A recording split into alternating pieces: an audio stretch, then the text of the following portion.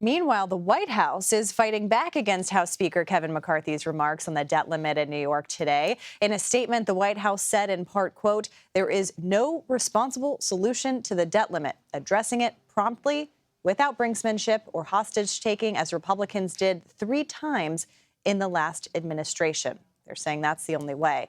Joining us now is CBS News senior White House correspondent Weijia Jiang. Thank you so much, Weijia, for being here. We appreciate it. So, as Nicole kind of outlined for us, there is a lot of back and forth on Capitol Hill, but the White House seems pretty firm about not engaging in any sort of negotiation. Have they led on to how long they can kind of hold that position?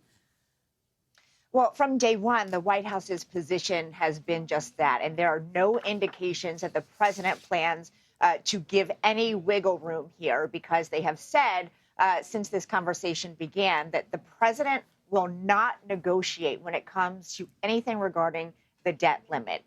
He says that he is open to negotiating when he's talking about a broader budget, but that has to be decoupled from the conversation about the debt ceiling. And now we are seeing the White House using Republicans' very own voting record against them, pointing to what Donald Trump himself said in a new statement from the White House, saying that Trump back in 2019 said, "I can't imagine anybody ever even thinking of using the debt ceiling as a negotiating wedge." And, the Biden administration saying that Kevin McCarthy is trying to do exactly that, and that they will not stand for it. And so I don't anticipate any movement on that. And right now, I think something else that they've done from day one is really trying to make sure the public understands, in their view, that it is Republicans that are holding the economy hostage, to use the words from the White House, and that if for some reason nothing is compromised and that the U.S. defaults on its loans, they are going to clearly lay all the blame on the Republicans. But of course, Republicans will have plenty to say themselves in blaming the White House for not coming to the table at all. Yeah, and that's why the polling that we have from CBS News is so interesting today, because when you ask about raising the debt limit, then you ask about raising it to avoid default. Americans very much don't want to see that happen. I want to switch gears a little bit and talk about the latest battle over abortion medication, because we saw last week the Supreme Court kind of gave people a little bit more breathing room. They're supposed to weigh in officially by Wednesday. This has been such a hot button issue, of course, and I'm curious kind of how the White House is seeing this, as abortion obviously is such a key motivator for Democratic voters. But at the same time, this is something that the court is addressing. Has Biden weighed in? Are they kind of just waiting to see what the court does? Yeah. What's their strategy here? Well, they don't really have an option here, and they've said as much. They have to allow this to play out in court, because even though some more left-leaning members of the party, most notably Congresswoman Alexandria Ocasio-Cortez, excuse me there, I had a brain pause for a moment. She says that the Biden administration should simply ignore the ruling.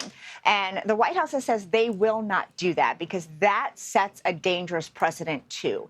So as dangerous as it is to allow this ruling to go into effect, if it does, officials here saying that, they can't not abide by it. So they have to allow the legal process to play out, which is exactly why the Justice Department filed an emergency appeal right away. And I want to be really clear about what the Supreme Court's decision means for now. As you mentioned, it was conservative Justice Alito who put a temporary stay on this, which means they're just buying themselves more time, putting a hold on that Texas ruling that bans the abortion pill, until they have more time, until they can come to an actual decision. So to be clear, that does not mean that they are restricting that ruling altogether on the substance. It means that they are still considering it. And we do expect them to make some sort of a decision, because that stay, that emergency procedure, expires Wednesday at midnight.